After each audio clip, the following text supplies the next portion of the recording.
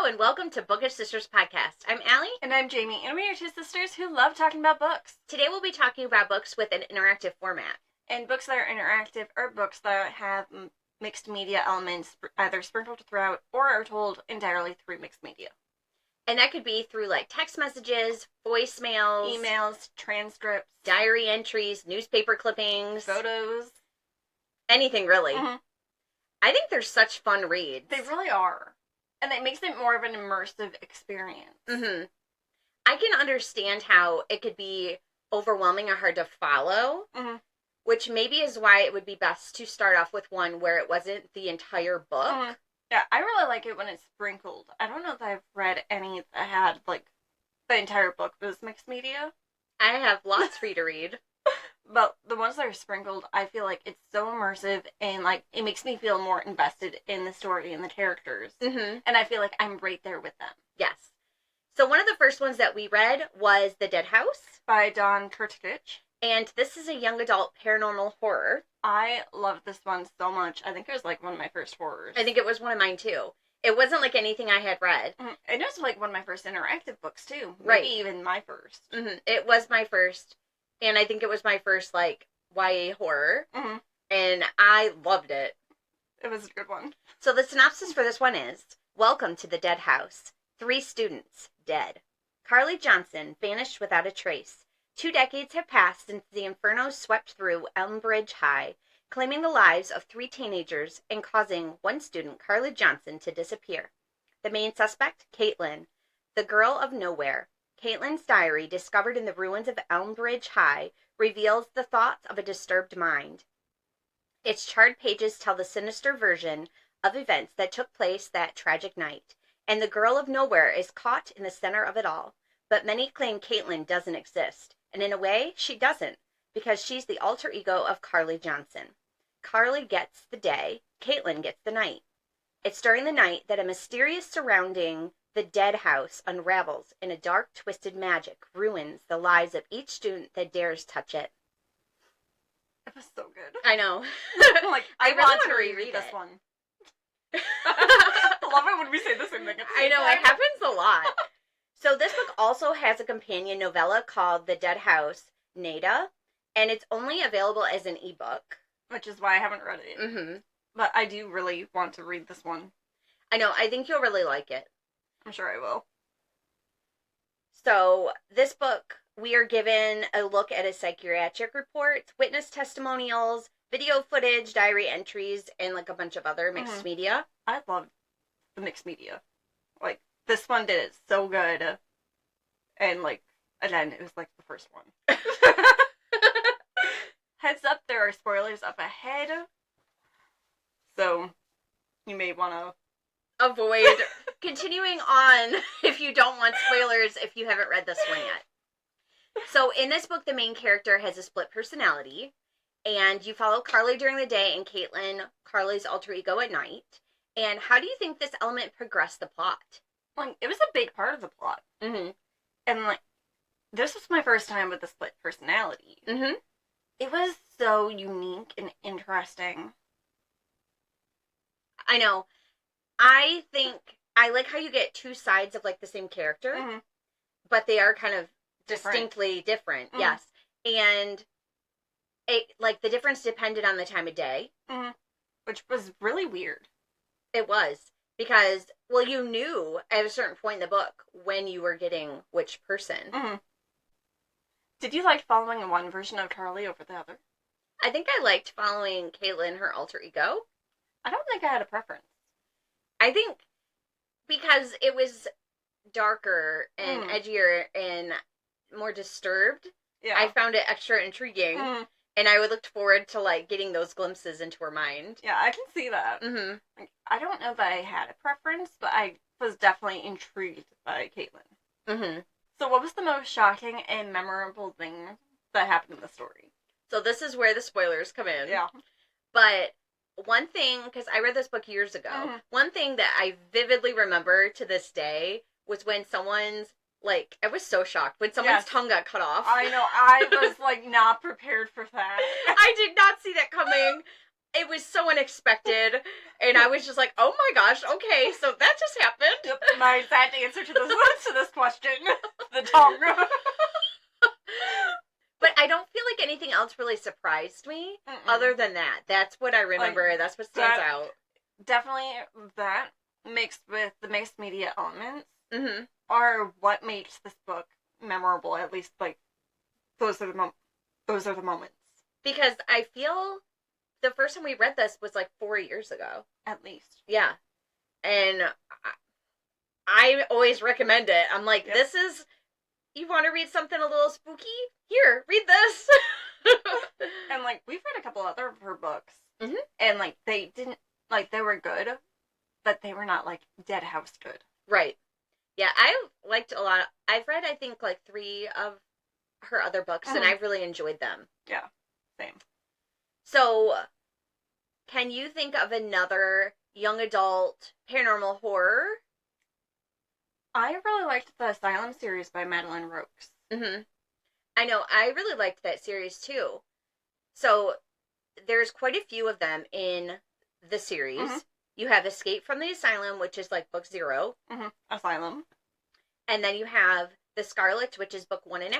I didn't know that one existed. I didn't either until I was compiling this list. Sanctum, which is book 2. Then you have The Bone Artists, which is book 2.5. What is with the half books? Like, I've never heard of them. I don't know, and there's a lot of them. Catacomb, which is book 3. And then you have The Warden, which is book 3.5. I clearly need to get my hands on the half books. Yeah, because I didn't know they were a thing. And I'm feeling like we need those missing pieces to the story. Yes.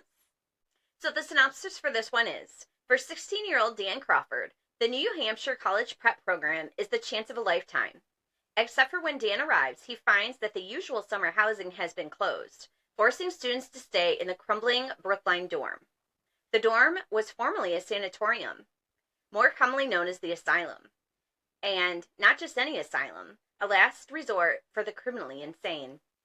As Dan and his friends Abby and Jordan start exploring Brookline's twisty halls and a hidden basement, they uncover disturbing secrets about what really went on at Brookline.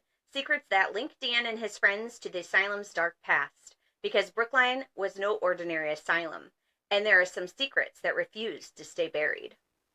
So this book has photos from real asylums. And knowing that was extra cool as you're flipping through the book.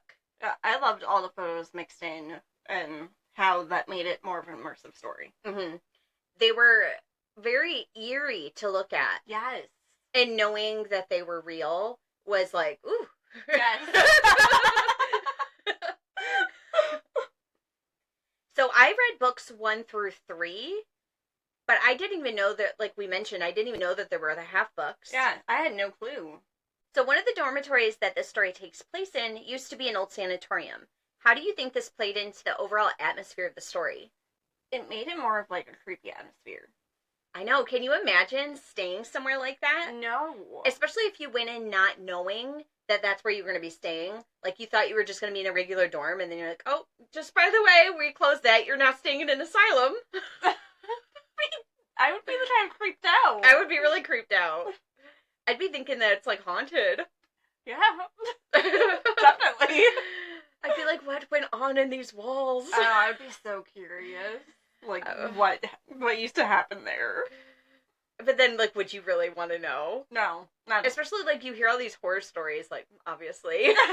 Like, I just don't know that I'd really, really want to know, like, in real life. Like, it's fine to read about, but... Yeah, but not to live. Yeah, I wouldn't want to stay there. No. How would you react to learning that you had a connection to a negative past of a building like this? I would be really curious and intrigued, and also probably kind of, like, creeped out by it.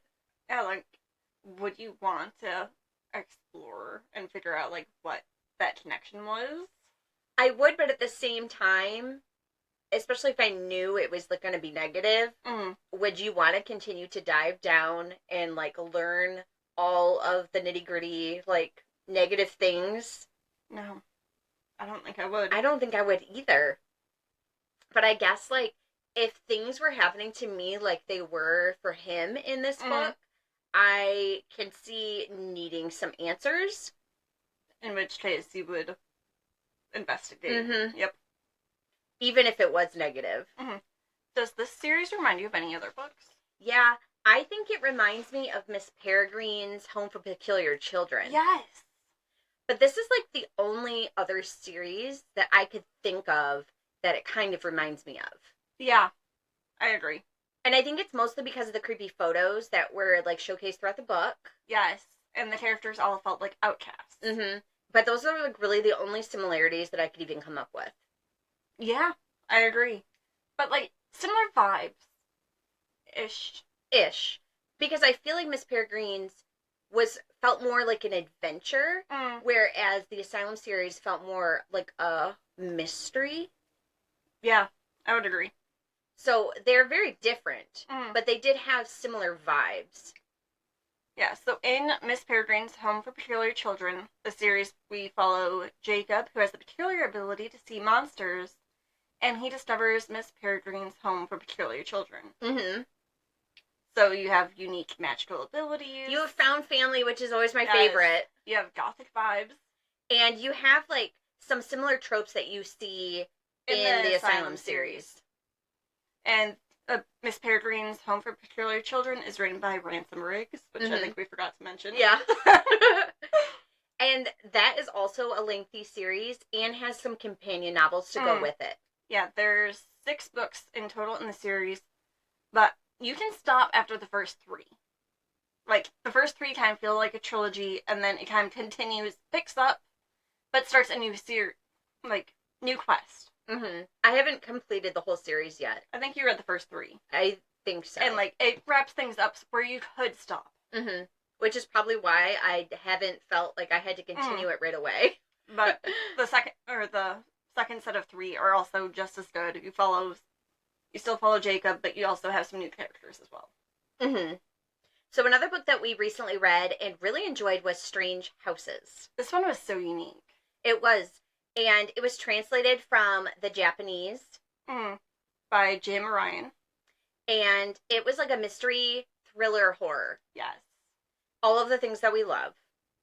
So the synopsis for this one is, when a writer fascinated by the macabre is approached by an acquaintance, he finds himself investigating an eerie house for sale in Tokyo. At first, with its bright and spacious interior, it seems the perfect first home. But upon further inspection, the builder's floor plan reveal a mysterious dead space hidden between the walls. Seeking a second opinion, the writers share the floor plans with his friend, the architect, only to discover more unnerving details throughout. What is the true purpose behind this house's disturbing design? And what happened to the former owners who disappeared without a trace? When the body suddenly appears and a young woman reaches out about a second house, it soon becomes clear that the writer and his friend may be in over their heads. I've never read one like this. I hadn't either. Like, when I picked it up, I didn't know what to expect. Mm-hmm. And I was pleasantly surprised. Especially, like, when I initially, like, flipped through, I was like, ooh, this is interesting. Floor plans. Because it wasn't, like, a bunch of different images. I mean, there were differences. Yeah. But it wasn't, like, a bunch of different types of media you're being shown. It was just a bunch of, like, literally just a bunch of floor plans. Yeah, and you're just trying to figure out what these little, like, random spaces that are unexplained are. Right. And each floor plan you're shown has slight differences you can kind of pick out. And I don't know. It was really interesting. What is this little bit of dead space I see? And why is it there? And then, like, they're kind of, like, theorizing throughout the story of what it could be and what it was used for. And, like, if there's others that have it. It was really interesting. Yeah. So what were your initial impressions of the house based on the floor plan and the description of the dead space? Curiosity. Yes. I wanted to know why it was there. What was its purpose? What was it used for? Although I never would have come to the conclusions that the characters did. Never would have thought of it at all. And I also was really curious to know why finding this out was so important to the characters. That was suspicious to me. Yeah, just like, yeah, if someone showed me a floor plan, I would want, and like specifically a random dead space, like, behind a closet or something. Mm-hmm. Like, yeah, I'd be curious that, like, is there a point to that? Is there, like, a secret entrance? Something. But, like, would I be so invested to, like, investigate it? Right. I mean, I suppose if you were already kind of like handy and renovating or doing stuff, be like, sure, let's open a hole in the wall and see what's there. But if you know what I mean, just because you could. But would you really want to know what that space may have been used for? I mean, if you found a skeleton in there or something, that would be terrifying. Like, would you be better off not knowing, not investigating? I can see it not being that like important because I'd be like, what if it's this? What if it's that? Do I really want to know? Do I want to find something that's going to keep me up at night? But would you be able to let it go once you discover that dead space? I don't know. I think it might depend on like where the dead space was in the house and if I felt like I could use that space for something else. That's fair. Like if it was a significant amount of dead space, I'd be like, I could make this into a closet. I really need extra storage. Let's just open it up. But I think that would be the reasoning, not necessarily because I need to know why it was, like, what it was used for. That makes sense. Yeah. I would agree. So would you buy a house if you found strange and unexplained spaces and voids on the blueprint of the house that you were considering to purchase? I'm not sure it would impact my decision too much unless it was, like, a super creepy space. And, like, I might be more cautious about such things after reading this book. Right. But, like, initially, I don't think it would impact my decision. I might feel like something must be hidden in there, whether it's, like, a literal object or a person or just, like, some kind of story attached to something. But I don't know that I would feel like I have to investigate it. Yeah. Like, I don't think it would impact whether or not I buy a house. I think it would truly just depend. Now, if it was a huge space that was, like, unexplained in the blueprint, maybe. Yeah, I'm not sure that it would impact whether or not I'm going to buy a house. I think this is something that would bother me upon living there for a long time, realizing this, and then being like, I need this space for something else. Let's find out what's back there. Yeah, but, like, if you saw it in the blueprint before I bought it, I probably wouldn't think anything of it, really. Same. It would be something I would discover after living there for a while, and then it might bother me. Yeah. Did you find the house itself to be a character in the story? And if so, what kind of character was it? I'm not sure that I would consider the house to be a character. But it definitely had elements where I could see how some people would perceive it that way. I think I would absolutely consider the house to be a character. Because you're learning about the houses like you would learn about a character as the story progresses.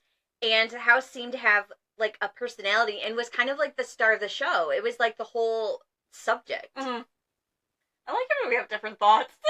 It doesn't happen too often, honestly. Because a lot of times we feel the same way about everything. Yeah, but, like, I definitely see your viewpoint as to how it could be considered to be a character.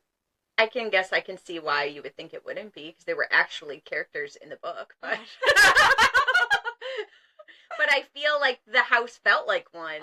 It did have, like, elements that made me feel like that. When it came to the explanation of the strange spaces, were you satisfied with what the characters discovered?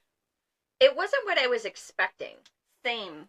Like, I think I was satisfied, but it's not the conclusion that I would have come to. Right.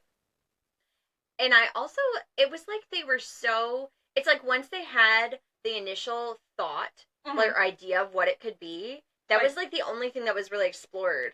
I don't know, they came up with one theory, and that was like it. At least that's what we got to read or discover.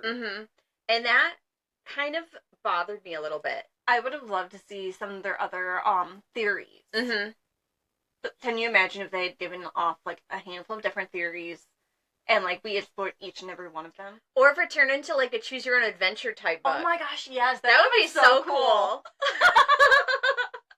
That would be fun. It would. Huh.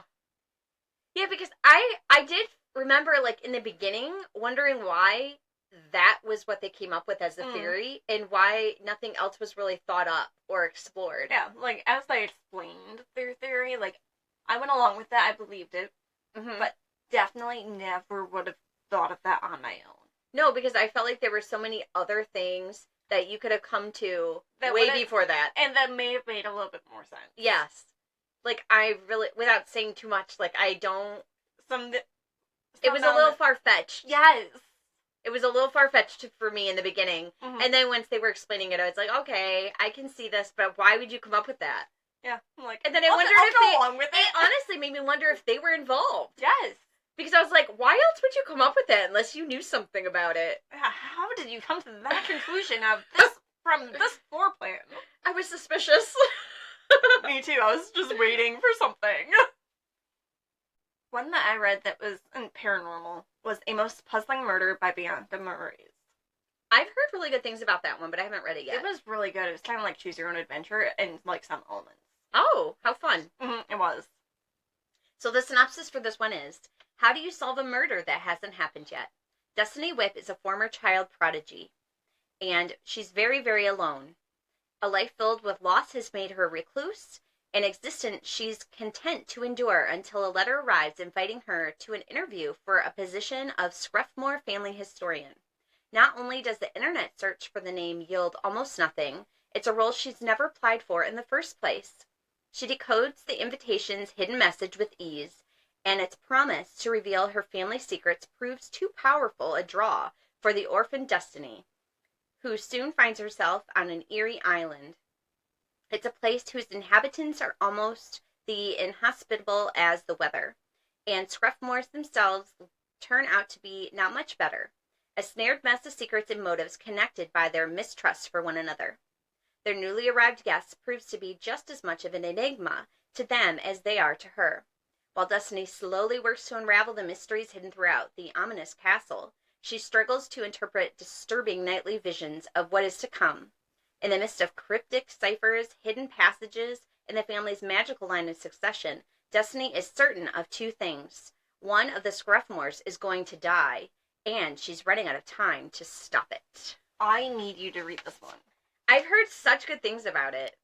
So, not only are there puzzles to solve alongside the characters, but there's occasionally, like, choose-your-own conundrum chapters where your decisions can influence the story. Oh my gosh, that's so fun! Mm-hmm. How interactive. Yeah, like, I was not doing good at some of the puzzles, like, and it changed the way the characters did things. Oh, really? That's so interesting. So I haven't read anything like that. I know, this was my first one with, like, that element. I always wondered how people, like, even come up with these things and how they, like, put it all together into a story. Yeah, how, like... My brain does not work that way. No, but I love how this book perfectly blended fantasy and mystery, and, like, I was so invested into the story. Mm-hmm. And then I also liked following the different characters throughout various chapters as well.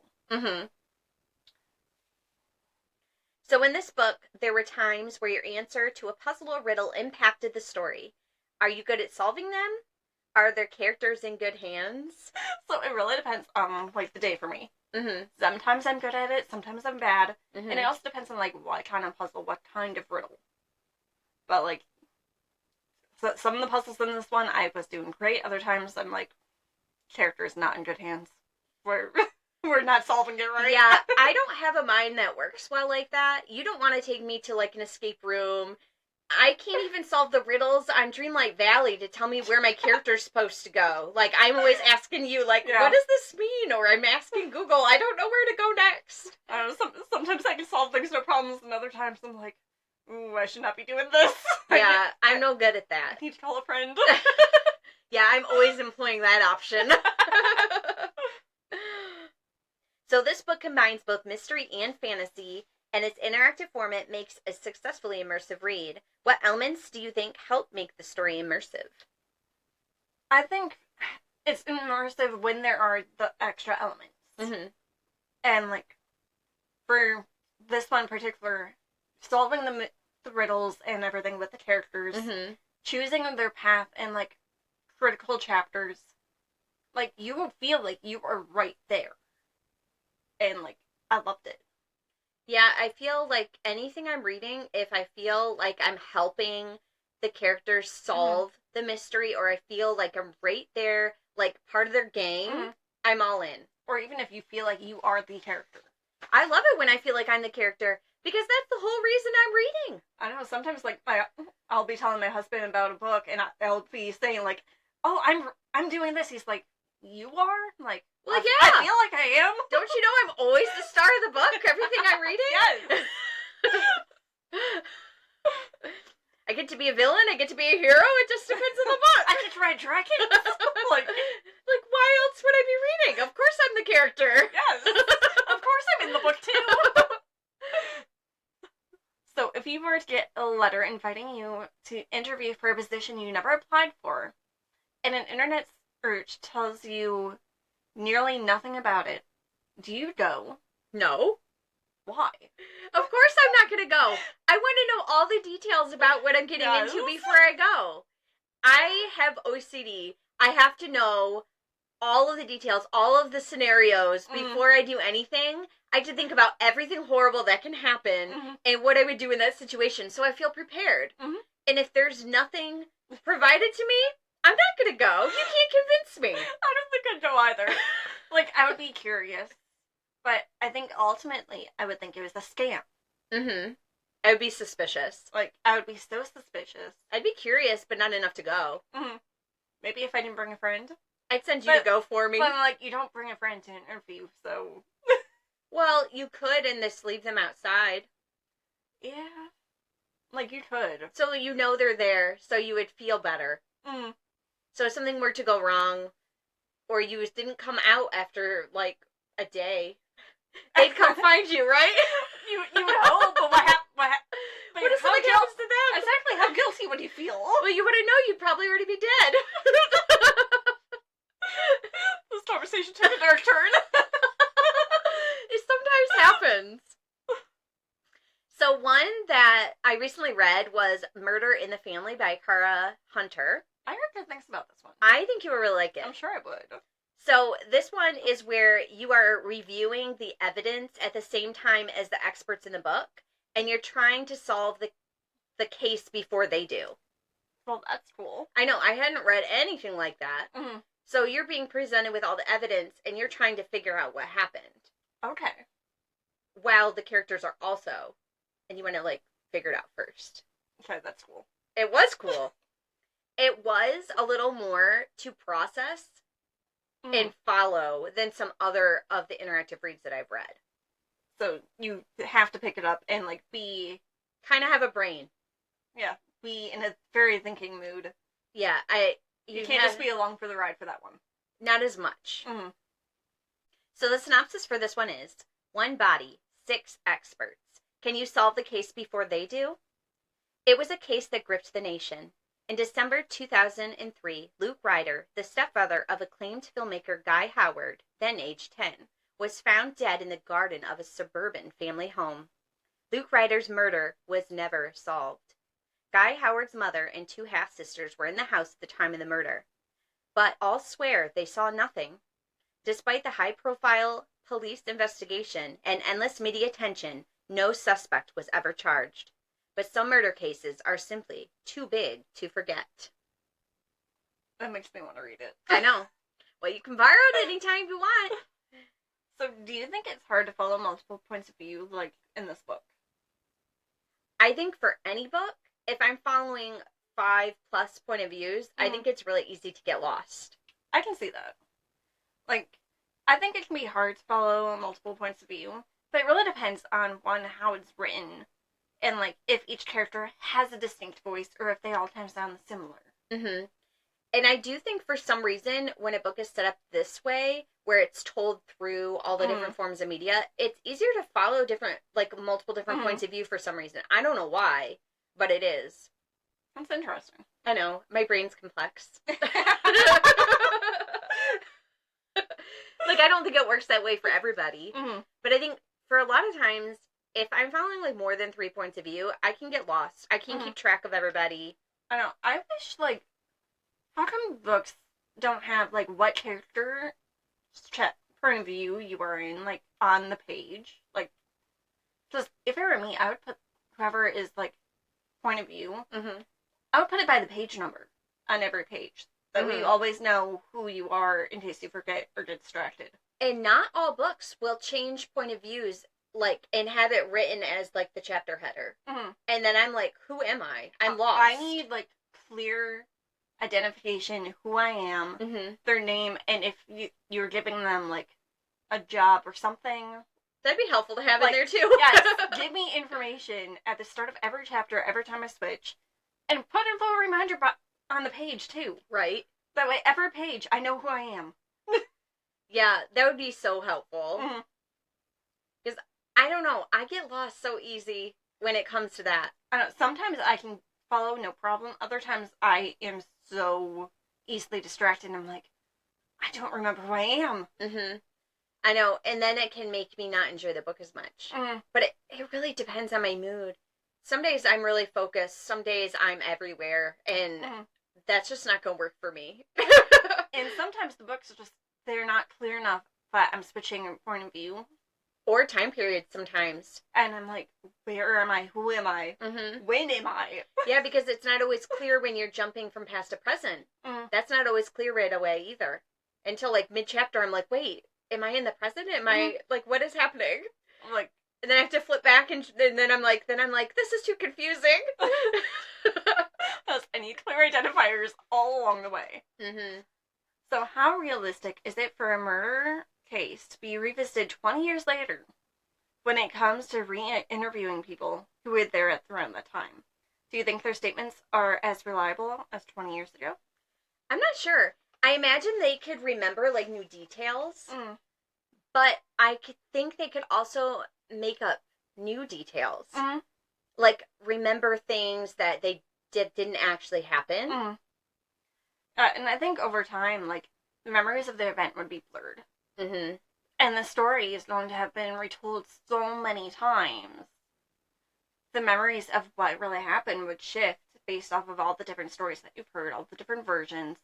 And then you would probably be wondering if what you remember is real.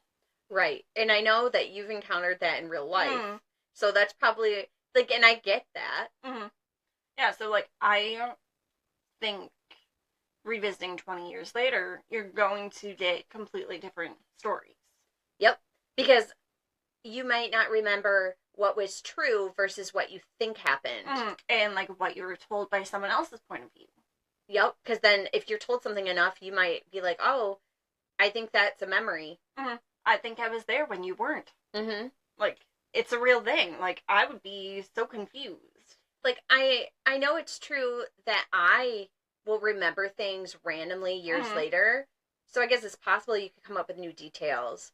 But, like, 20 years is a long time. I feel like a lot of information could be changed and, like, made up.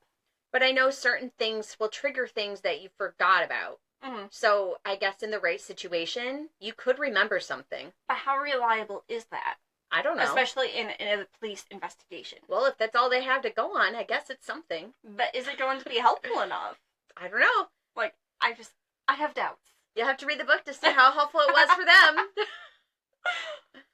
So would you want the murder of one of your close family members investigated on a TV series? No.